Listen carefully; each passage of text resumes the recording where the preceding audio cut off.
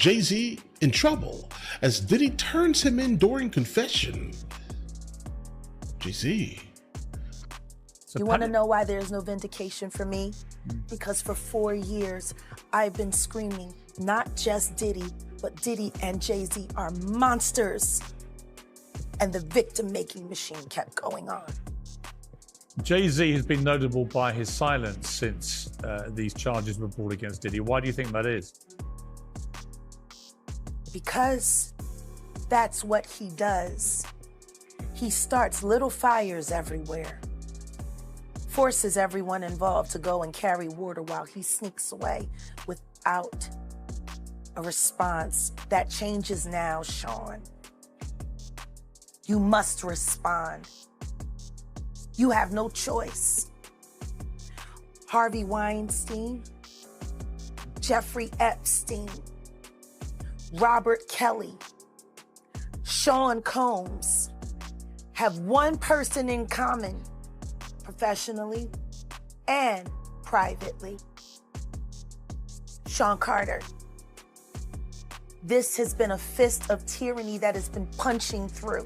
What are your thoughts after hearing the indictment yesterday? Good morning, Brian and Natalie. I got to tell you, my thoughts reading the 14-page indictment yesterday were that there are a lot of people in Hollywood who are probably worried about which Diddy parties they were at and what was going on. Girl, you won't believe what just went down in that courtroom. Jay-Z, the man who once looked up to Diddy, just turned around and spilled all the tea. We're talking secrets that could shake the entire music industry to its core. Diddy's face when he heard Jay-Z start talking, it was like he saw a ghost. The streets are saying Diddy took an L right there in front of everyone. Now everyone's wondering, what dirt did Jay-Z have on Diddy that was so juicy he had to snitch? I would say this, it's kind of funny to me, man, is that Diddy used to hate Jay-Z. He hated Jay-Z enough when he was trying to get Ja Rule to go at Jay-Z. This is back in the early 2000s.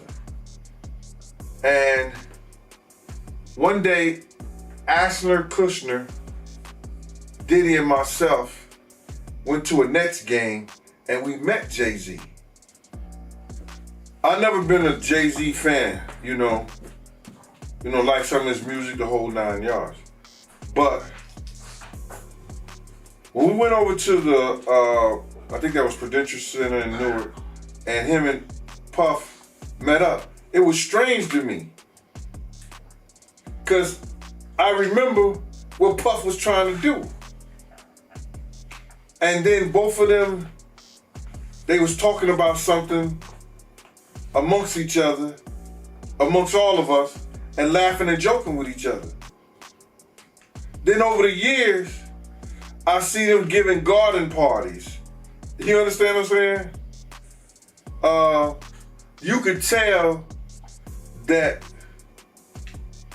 the people in power had gave that reign to Diddy, and Jay was next in line. So to separate him, when in fact, they may be two of the same, but because Jay-Z is low-key, that low-key sneaky shit, and Diddy is, and was, rambunctious, just out with it, it don't mean that they not two of the same. One just a little quiet with his shit. What happened at the basketball game? When they ran into, you guys ran into Jay-Z? They was just talking. They was talking amongst each other about their little white girls. They little skinny white girls.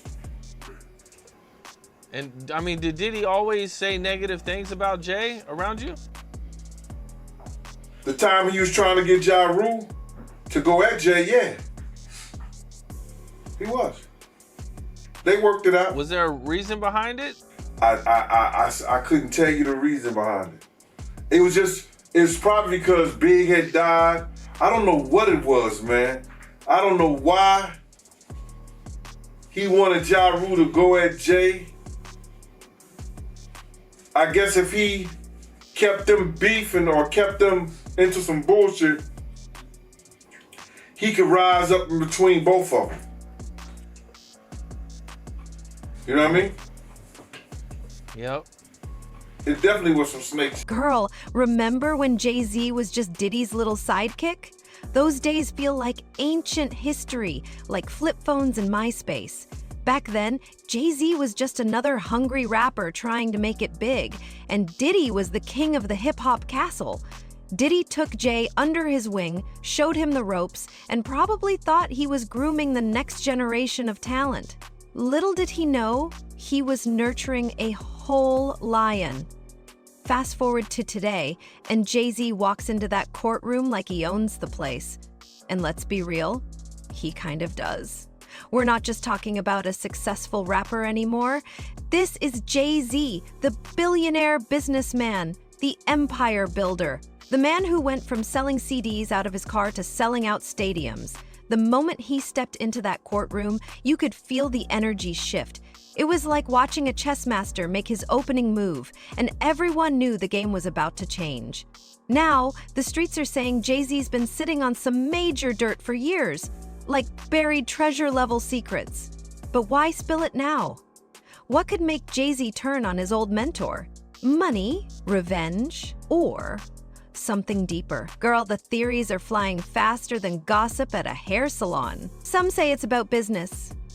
Maybe Diddy crossed a line that even Jay couldn't ignore.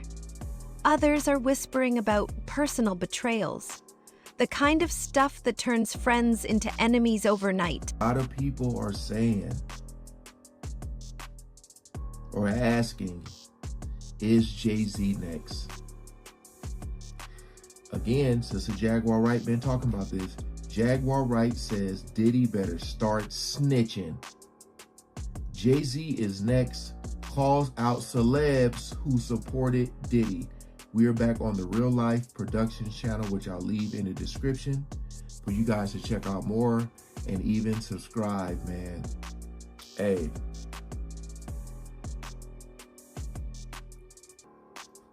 I think it's gonna take a lot.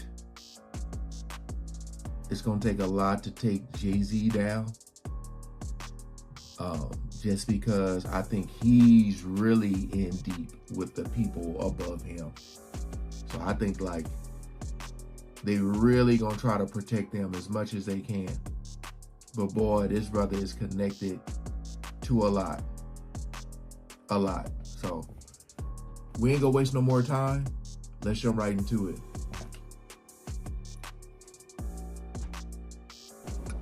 So what are your thoughts on all the his celebrity friends that denounced those allegations and were like, this is false, and you know, liars. They were saying, yeah, should they speak up now? Should they speak up now? I think it's getting a little too late for those who are complicit. For the victims who have been too afraid to come forward because the diddler has been running around with impunity. The diddler. It's time for all of the victims to come forward. But for the people that have been denying it, you know what? Let's not be coy. You know, I am Jaguar. So let's just keep it a buck. Let's keep it a bean. Stevie J should be charged. Mary J. Blige should also be charged. Jennifer Lopez should definitely be charged. Should I keep going? I mean, you're hitting it on. Jay-Z should be charged. Khaled should be charged. Rick Ross should be charged. Usher should be charged and tried with him. Off of Justin Bieber alone. Now, Carisha and Rick Ross just sat down together in an interview. I know. Two Diddy doo-wop bops. What a reunion. Only thing they got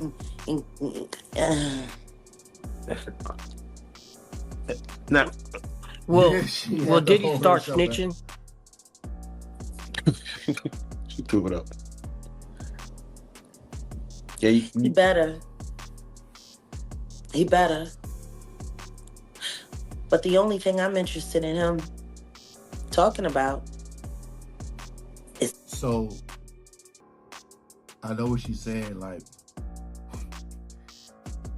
Diddy, again, this is all on if he make it to trial, but probably in order for him to get less time, he's going to have to take down a lot of people with him. That's the main reason why I said I don't know if it's going to make it to trial. You know, because if Diddy talks, ooh-wee.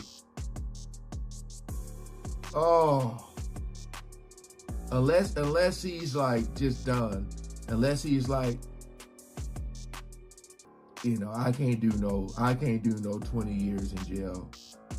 You know, like if they say, you know, we're gonna give you 30 years. If you talk, we give you 20. I don't know. I can't do no 20 years. I ain't gonna say nothing. But here's the real tea. When Jay-Z's testimony began, the whole room went silent. You could hear a pin drop, or, in this case, probably a diamond earring. Everyone was leaning in, holding their breath, waiting to see what bombs Jay was about to drop. And what he said next had everyone's jaws on the floor. It wasn't just the words, it was how he said them. Cool, calm, and collected, like he was reading a grocery list, not exposing industry-shaking secrets. Jay-Z laid it all out, piece by piece, building a picture that had people gasping and shaking their heads. He talked about deals gone wrong, broken promises, and a side of the music industry that most people never see. And Diddy? Girl, you should have seen his face. It was like watching someone realize they're on a sinking ship and their life jacket just sprung a leak. With every word Jay-Z spoke, you could see Diddy's empire crumbling. This wasn't just tea being spilled, it was a whole kettle being dumped over Diddy's head. The craziest part, it felt like Jay-Z was just getting started, like he had an entire library of secrets and he was only on the first chapter. People in the courtroom were looking at each other like, is this really happening? It was the kind of moment that changes everything.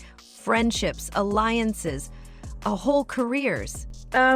You know, obviously they are friends, they're business associates and affiliates, and of course they're not going to say anything because I'm not saying they were part of it, but they were around it. So it doesn't matter how they want to say it. If they come out and apologize, there's going to be more questions. If they don't say nothing, there's going to be questions.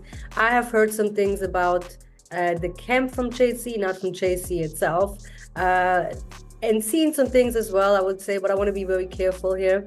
That show similar puffy behavior, okay? You said from the camp of, not directly him, but people in his team. Got it, just to clarify. People, exactly, and very famous people. So again, it's just things that you wouldn't think that they will ever be capable of doing, but then they are doing it. So, but I'm not saying he did or did not. Jay-Z itself cannot say that. But have you spoken to people since this has now broke even bigger and more? Are people feeling more confident? Have you heard from specific people that you believe have gone through the ringer on this?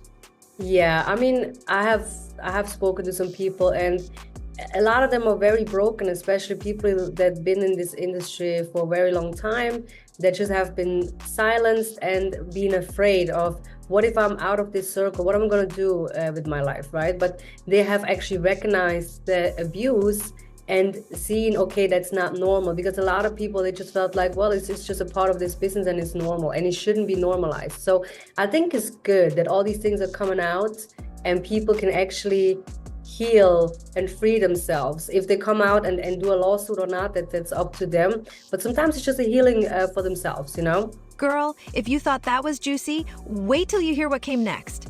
Jay-Z opened his mouth, and suddenly, it was like he had the key to Pandora's box of hip-hop secrets. What he revealed next wasn't just tea. It flooded the courtroom. The room was so quiet you could hear a pin drop. Everyone was on the edge of their seats, waiting to see what bombshells Jay-Z was about to drop. And trust, he did not disappoint. Jay started talking about alleged shady business practices that had been going on for years. We're talking backdoor deals, creative accounting, and contracts that were more one-sided than a bad weed. Jay-Z laid it all out, cool as ice, like he was reading a grocery list instead of exposing industry-shaking secrets. And then he dropped the real bomb. How Diddy allegedly manipulated streaming numbers to boost his artist rankings. Girl, can you imagine? All those times we thought a song was hot, it might have just been smoke and mirrors. I just want to say, I know a lot of people want to hear these stories and everything like that, because this is stuff that happened back in the day. And then maybe that if they knew there was going to ever be a YouTube, or they knew there was going to ever be social media, a lot of the stuff probably wouldn't have got played out like it did. But things happen, and these are just stories from the past. I would like to use that as, what you call that, just to clear the facts up what's going on. But it all started, we was in Atlanta. And this story starts when I'm with Puff, and he's in exotic bookstores, and he's doing shopping, right? He's shopping, getting his stuff and everything like that. So, you know, this is the first time I was ever in an exotic bookstore with Puff. So, you know, I'm giving him his space. He's taking things off the shelves and stuff like that, because they gave him a brown paper bag. When they gave him a brown paper bag, he was just putting stuff in there. So I said, damn, you know, he got to go put it on the counter and, you know, show everybody what he's getting. So as he's going, I'm just looking at the places where he's picking stuff from. So there's one part he picked up some things from up here on my left side. And then he picked like quite a few of them down. I was like, okay. He put them in the bag. So when I went by there and I looked up there, and it said butt plugs. And I was like, hey, yo. I was messing with him. Because people don't understand, you know, we was like friends. He was a part of the same gang. So I'm still gonna tease him. I'm still gonna mess with him and everything like that. I could do that. It wasn't just no security thing. So I say, yo, what are you getting this for? And it said butt plugs, and he was like, yo, can I do my shopping by myself? I said, yeah, you could do it by yourself, brother. And he started walking and everything like that. So when he got to, I just waited at the counter. So when he got to the counter, he didn't even have to show the guy nothing. He just gave the guy a wad of money. I mean, like, he gave the guy a stack, something like this. And Puff wasn't the dude that carried no 20s and no 50s and nothing like that. And I mean, like, he just said, boom. And we walked out the store. So we had to leave Atlanta and go to North Carolina for a show. You understand? And it was him, this rapper, Sarah, and this other girl. We all got on a G5 jet, and we flew to G4 jet, and we flew to North Carolina. So later on that, I think that afternoon, same day, this rapper and him, they all in the room together. You know, it's Sarah, the girl, Puff, and this dude, this rapper. So I'm here at the door and stuff like that, like, yeah. So then next thing you know, somebody rang the doorbell. We had the presidential suite where we was at. So I opened the door, and the dude said, yo, I'm here for my cousin. I said, who your cousin? And he said, Ja Rule. I said, well, he busy right now. He said, he busy doing what? I said, he with Puff, they're in the room, they busy, they don't want to be bothered. He said, well, I'm going in there. I said, bruh, you ain't going in there, because he told me they don't want nobody to be bothering them. He was like, yo, I don't care, man, I'm going in there. That boot like that. I said, yo, bruh, Jesus Christ had to come down here and take the air out of my body before you get in that room right there. Watch. He tried to bum rush me. I grabbed him and threw him against the piano. When I threw him into piano, Puff and Ja Rule runs out the room. Puff got his towel, Ja grabbing his towel, but they butt the naked. And so then Ja was like, yo, what's going on? Yo, G, that's my cousin. He know me well. You know, and Puff's like, yo, G, what happened? I said, he tried to get in the room. I told him he couldn't get in the room. And he was like, Puff looked at Ja. He said, yo, Ja said, you ain't want to go in that room. There's a lot of freaking going on. So I was like, oh, he said it was a lot of freaking going on. So that was basically that story, man. You know what I'm saying? They went back in the room. Dude felt a certain kind of way, and he left out. So I seen them at the concert the next day, and they tried to, you know, form up against me. But my man Frank was like, I told my man Frank, I was like, yo, Frank, put yourself in that position. Somebody trying to get in the room, and Ja told you don't let nobody get in the room. What would you do? Now, y'all can do whatever y'all want to do, man, but you know I ain't taking no losses.